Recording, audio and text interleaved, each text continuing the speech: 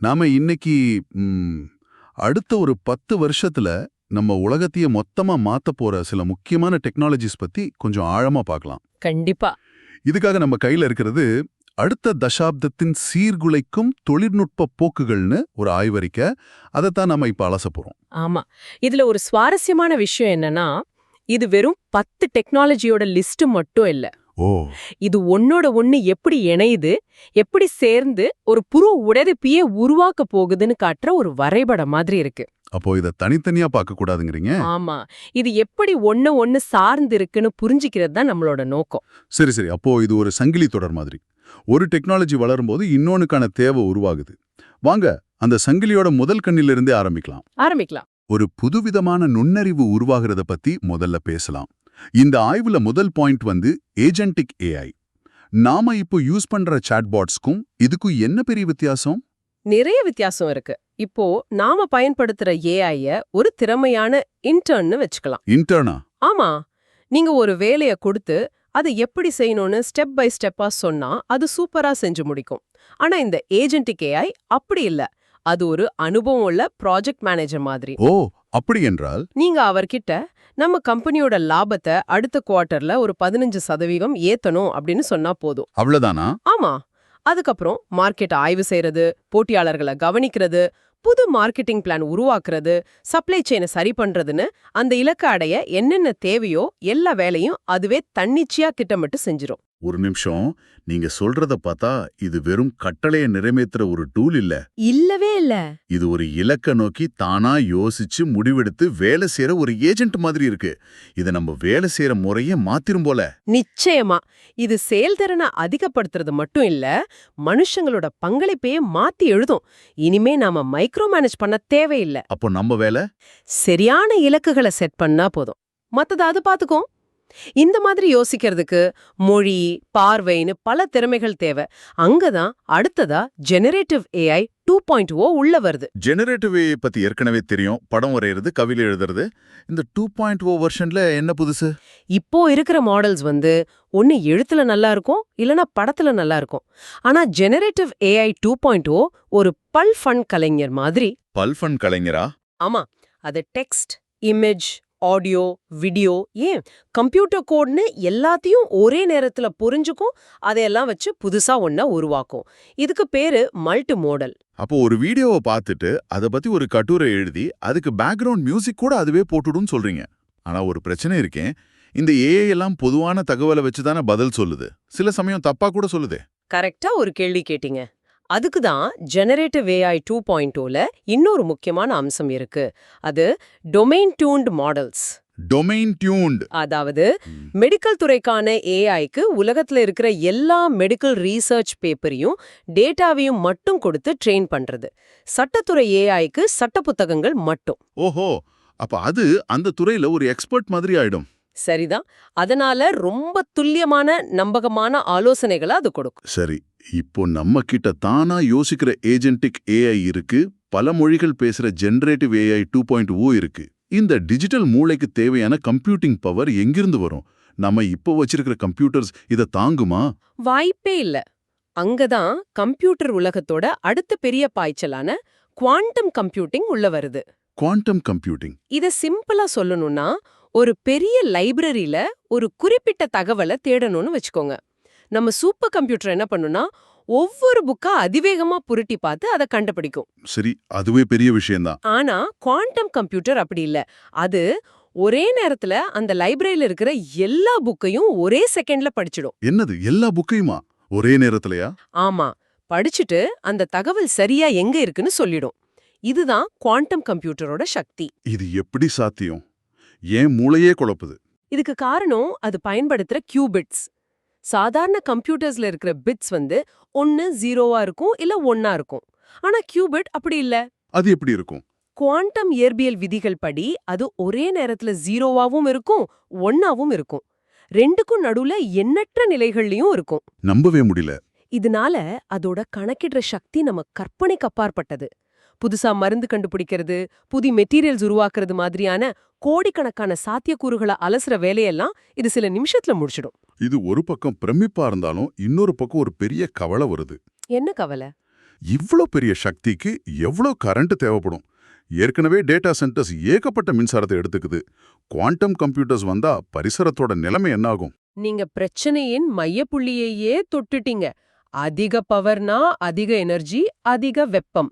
இந்த சிக்கலுக்கு ஒரு புத்திசாலித்தனமான தீர்வுதான் நியூரோமார்பிக் கம்ப்யூட்டிங். நியூரோமார்பிக் பேரிலேயே நியூரோ இருக்கே, நரம்பியல் சம்பந்தப்பட்டதா? அதேதான். ஒரு சூப்பர் கம்ப்யூட்டர் ஒரு கணக்க போட பல மெகாவாட் மின்சாரம் எடுக்குது. ஆனா ஒரு ஈய யோசிச்சு பாருங்க. ஈயா? ஆமா, அதோட ஊசி முனை அளவு இருக்கிற மூளை கரண்டே இல்லாம ஒரு ரூம 3Dல பார்த்து பறந்து தடைய தாண்டி போகுது. நியூரோமார்பிக் சிப்ஸ் சூப்பர் கம்ப்யூட்டரோட முரட்டு சக்திய காப்பி அடிக்காம அந்த ஈயோட செயல்திறனை காப்பி அடிக்க முயற்சி பண்ணுது. ரொம்ப சுவாரஸ்யமா இருக்கு. அப்போ நம்ம மூளையில இருக்கிற நியூரான்ஸ் மாதிரியே செயற்கை நியூரான்களை வச்சு இந்த சிப்பை உருவாக்குறாங்களா? கரெக்ட். இதனால என்ன நன்மைனா, என்ன நன்மை? மிக மிக குறைஞ்ச ஆற்றல் பயன்பாடு. நம்ம ஸ்மார்ட் போன், கேமரா, ட்ரோன் மாதிரி சின்ன டிவைஸ்லயே ரொம்ப பவர்ஃபுல்லான ஏஐய நம்மால ரன் பண்ண முடியும். பேட்டரிய பத்தி கவலைப்படாமலேயே வா? ஆமா, ரியல் டைம்ல காட்சிகளை புரிஞ்சுக்கிறது, மொழிய அனலைஸ் பண்றதுன்னு எல்லாத்தையும் செய்ய முடியும். இதுதான் ஏஐய எல்லாருடைய கைக்கும் கொண்டு சேர்க்க போற டெக்னாலஜி. ஓகே, இப்போ ஒரு தெளிவு கிடைக்குது. ஒரு பக்கம் குவாண்டம் கம்ப்யூட்டிங் மாதிரி பிரம்மாண்ட மூளைகள் டேட்டா சென்டர்ல இருக்கும். இன்னொரு பக்கம் நியூரோமார்பிக் கம்ப்யூட்டிங் மாதிரி செயல்திறன் மிக்க மூளைகள் நம்ம கையில இருக்கும். ஆனா நீங்க ஆரம்பத்துல சொன்ன மாதிரி இது எல்லாத்துக்கும் எனர்ஜி வேணுமே, அது எங்க இருந்து வரும்? மிக சரியான கேள்வி. இந்த டிஜிட்டல் மூளைக்கு தேவையான உடலையும் எரிபொருளையும் பத்தி பேசுவோம். இங்க தான் sustainable tech and green computing முக்கியமாகுது. அதுல என்ன புதுசா இருக்கு? இதுல கார்பன் அவேர் கம்ப்யூட்டிங்னு ஒரு ஸ்மார்ட்டான ஐடியா இருக்கு. கார்பன் அவேர் அதென்ன? உங்க கம்ப்யூட்டருக்கு ஒரு பெரிய வேலையை கொடுக்கறீங்கன்னு வச்சுக்கோங்களேன். அது உடனே செய்யாம உங்க ஏரியால எப்போ சோலார் பவர் இல்லனா காத்துல இருந்து கிடைக்கிற பசுமை ஆற்றல் அதிகமா இருக்கோ அந்த நேரத்துக்காக வெயிட் பண்ணி அந்த வேலையை செய்யும். ஓஹோ, பவர் கிரிட்ல ரினியூவபிள் எனர்ஜி அதிகமா இருக்கும்போது வேலை செய்யும். நல்ல ஐடியாவா இருக்கே. ஆனா ஏஐ டேட்டா சென்டருக்கு 24 மணி நேரமும் கரண்ட் வேணுமே, வெயிலும் காத்தும் எப்பவும் இருக்காதே. அந்த பிரச்சனைக்கு தான் அடுத்த தலைமுறை அணுசக்தி தொழில்நுட்பம் வருது.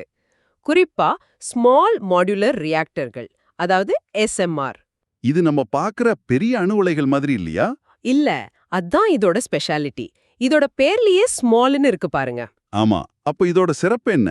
இத ஃபேக்டரியில மொத்தமா தயாரிச்சு தேவைப்படுற இடத்துக்கு ஒரு லாரில கூட கொண்டு போயிடலாம். ரொம்ப பாதுகாப்பானது, நெகிழ்வுத்தன்மை கொண்டது. அப்போ ஒரு டேட்டா சென்டர் பக்கத்துல இதை வச்சுக்கலாமா? தாராளமா. ஒரு பெரிய ஏஐ டேட்டா சென்டர் பக்கத்துல ஒரு SMR நிறுவி அதுக்கு தேவையான சுத்தமான நம்பகமான ஆற்றலை 24/7 கொடுக்க முடியும். இது அந்த டிஜிட்டல் மூளைக்கான ஒரு பர்சனல் பவர் பேக் மாதிரி. சரி, இப்போ நம்ம கிட்ட ஒரு புது டிஜிட்டல் மூளை இருக்கு, அதை இயக்கிறதுக்கு ஆற்றலும் இருக்கு. இனி நாம இந்த உலகத்தை எப்படி பார்க்க போறோம்? இன்னும் இந்த சின்ன ஸ்கிரீனை தான் பார்த்துட்டு இருப்போமா? நிச்சயமா இல்ல. நாம ஸ்கிரீனை பார்க்கறத நிறுத்திட்டு டிஜிட்டல் உலகத்துக்குள்ளேயே வாழ ஆரம்பிப்போம். அதுதான் ஸ்பேஷியல் கம்ப்யூட்டிங் அண்ட் XR. XRனா ஆக்மெண்டட் ரியாலிட்டி, வர்ச்சுவல் ரியாலிட்டியை பத்தி பேசுறீங்க. அது பெரும்பாலும் கேம்ஸுக்கு தானே யூஸ் ஆகுது. இனிமே அப்படி இருக்காது. ஒரு கட்டட வடிவமைப்பாளர் அவரோட டிசைனுக்குள்ளேயே நடந்து போய் பார்க்கலாம். அப்படியா? ஒரு மெடிக்கல் ஸ்டூடெண்ட் ஒரு ஆபரேஷனை நிஜ நோயாளிக்கு பண்றதுக்கு முன்னாடி அதே ஆபரேஷனை ஒரு வர்ச்சுவல் சூழல்ல 100 தடவை பிராக்டிஸ் பண்ணலாம். நாம இனிமே தகவல்களை ஸ்கிரீன்ல படிக்க மாட்டோம், தகவல்களுக்கு உள்ளேயே போய் அனுபவிப்போம். கேட்கவே பிரமிப்பா இருக்கு. ஆனா நிஜ உலகமோ டிஜிட்டல் உலகமோ இப்படி ஒன்னு சேரும்போது ஒரு பெரிய ஆபத்து இருக்கே. என்ன ஆபத்து? எது நிஜம் எது பொய்ன்னு எப்படி கண்டுபிடிக்கிறது? ஏஐ உருவாக்குன ஒரு வீடியோவையும் உண்மையான வீடியோவையும் பிரிச்சு பார்க்க முடியாம போனா என்ன பண்றது? அதுதான் இந்த டெக்னாலஜி புரட்சியோட 2 பக்கம். இந்த நம்பிக்கை பற்றாக்குறைய சரி செய்ய தான் digital trust and generative watermarking technology வருது. வாட்டர் மார்க்கிங்னா போட்டோல தெரியற லோகோ மாதிரியா? அது மாதிரி தான், ஆனா கண்ணுக்கு தெரியாது. ஏஐ ஒரு படத்தையோ வீடியோவையோ ஒரு கட்டுரையை உருவாக்கும்போது அதுல மனுஷங்களால கண்டுபிடிக்க முடியாத ஒரு டிஜிட்டல் முத்திரையை பதிச்சிடும். ஒரு டிஜிட்டல் DNA மாதிரி. இதனால என்ன யூஸ்? ஒரு கருவியை வச்சு அதை ஸ்கேன் பண்ணா அது உருவாக்குனது எந்த ஏஐ, எப்போ உருவாக்குச்சு, அது ஏதாவது எடிட் பண்ணப்பட்டிருக்கான்னு எல்லா விவரமும் தெரிஞ்சிடும். அப்போ டீப் ஃபேக் பொய் செய்திகளை சுலபமா கண்டுபிடிச்சிடலாம். ஆமா, இது டிஜிட்டல் உலகத்துல நம்பிக்கையை திரும்ப கொண்டு வர உதவும். அருமை. இப்போ நம்ம கிட்ட யோசிக்கிற சக்தி வாய்ந்த நம்பகமான ஒரு டிஜிட்டல் கட்டமைப்பு இருக்கு. இதை வச்சுட்டு மனித இனம் அடுத்து என்ன பண்ண போகுது? 2 திசைகள்ல பயணிக்க போறோம். ஒன்னு உள்நோக்கி நம்ம உடம்பையும் உயிரியலையும் இன்னும் ஆழமா புரிஞ்சுக்கிறது. இன்னொன்னு வெளிநோக்கி இந்த பூமிக்கு அப்பால நம்ம இருப்ப விரிவுபடுத்துறது. முதல்ல உள்நோக்கிய பயணத்தை பத்தி சொல்லுங்க. அதுதான் பயோடெக் அண்ட் ஹெல்த் டெக். மருத்துவத்துறையில என்ன பெரிய மாற்றம் வரப்போகுது? நோய் வந்த பிறகு சரி பண்ற முறையில இருந்து நோய் வராம தடுக்கிற முறைக்கு மாறப் போறோம். இதுக்கு கிறிஸ்பர் மாதிரி மரபணு திருத்த நுட்பங்கள் உதவுது. கிறிஸ்பா கேள்விப்பட்டிருக்கேன். அது ஒரு மூலக்கூறு கத்தரிக்கோள்னு சொல்லலாம். நம்ம டிஎன்ஏல பரம்பரை நோய்களுக்கு காரணமான ஒரு குறிப்பிட்ட மரபணுவை கரெக்டா கண்டுபிடிச்சு அதை நீக்கவோ இல்ல சரி செய்யவும் முடியும். அப்படி என்றால் இனிமேல் எல்லாருக்கும் ஒரே மாதிரி ட்ரீட்மெண்ட் இருக்காது. இருக்காது. ஒவ்வொருத்தரோட மரபணு அமைப்புக்கு ஏத்த மாதிரி பர்சனலைஸ்டு மருந்துகள், பர்சனலைஸ்டு சிகிச்சைகள் உருவாக்கப்படும். இதுதான் மருத்துவத்தோட எதிர்காலம். சரி, இது உள்நோக்கிய பயணம். வெளிநோக்கிய பயணம்? அதுதான் ஸ்பேஸ் டெக் அண்ட் எக்ஸ்ப்ளோரேஷன். இது சும்மா செவ்வாய்க்கு ராக்கெட் அனுப்புறது மட்டும் இல்ல. வேற என்ன இருக்கு இதுல? பூமிக்கு அப்பால, அதாவது நிலாவிலையும் ஒரு நாள் செவ்வாயிலையும் மனுஷங்க ரொம்ப நாள் தங்குறதுக்கும் அங்கே ஒரு பொருளாதாரத்தை உருவாக்குறதுக்கும் தேவையான இன்ஃப்ராஸ்ட்ரக்சரை உருவாக்குறது. ரீயூசபிள் ராக்கெட்ஸ், ஸ்பேஸ் ஸ்டேஷன்ஸ் பத்தி பேசுறீங்க. ஆமா, அது மட்டும் இல்ல. நிலாவுல சுரங்கம் தோன்றது, அங்க இருக்கிற வளங்களை பயன்படுத்துறதுன்னு இது ஒரு பெரிய துறை. மனித இனத்தோட அடுத்த அத்தியாயம் விண்வெளியில தான் எழுதப்படும். இந்த 10 டெக்னாலஜியும் ஒன்னா சேர்த்து பார்க்கும்போது ஒரு முழுமையான சித்திரம் கிடைக்குது. ஜீனடிக் ஏஐ குவாண்டம் கம்ப்யூட்டிங் மூலமா ஒரு டிஜிட்டல் மனம் உருவாகுது. ஆமா, எஸ்எம்ஆர் கிரீன் கம்ப்யூட்டிங் மூலமா அதுக்கு உடலும் ஆற்றலும் கிடைக்குது. ஸ்பேஷியல் கம்ப்யூட்டிங் நமக்கு புது புலன்களை கொடுக்குது. டிஜிட்டல் வாட்டர் மார்க்கிங் ஒரு தார்மீக நெறியை உருவாக்குது. ரொம்ப சரியா தொகுத்தீங்க. இந்த ஆய்வோட முக்கியமான செய்தியே அதுதான். இந்த டெக்னாலஜிஸ் தனித்தனியா பவர்ஃபுல்லானது தான். ஆனா அதுங்க ஒன்னு சேரும்போது தான் நாம கணிக்க முடியாத பிரம்மாண்டமான மாற்றங்கள் நடக்கும். அந்த இணைவுகள்ல தான் உண்மையான எதிர்காலம் ஒளிஞ்சிருக்கு. இந்த உரையாடல முடிக்கும்போது நீங்க யோசிக்கிறதுக்காக ஒரு கேள்வியை விட்டுட்டு போறோம். இந்த தொழில்நுட்பங்கள் தனித்தனியா வேலை செய்யறதை விட நம்ம கற்பனைக்கு எட்டாத வழிகள்ல இணைஞ்சா என்ன நடக்கும்? உதாரணத்துக்கு, நம்ம மூளை மாதிரி வேலை செய்யற ஒரு நியூரோமார்பிக் கம்ப்யூட்டர்ல இயங்குற ஒரு ஏஜென்டிக் ஏஐ, குவாண்டம் கம்ப்யூட்டர் கண்டுபிடிச்ச ஒரு புது மருந்த நிலாவுல இருக்கிற ஒரு ரோபோ லேப்ல டெஸ்ட் பண்றத கற்பனை செஞ்சு பாருங்க. இது மாதிரி வேற எந்த இணைவுகள் இந்த உலகத்தை நாம அறியாத ஒண்ணா மாத்தும்னு நீங்க நினைக்கிறீங்க?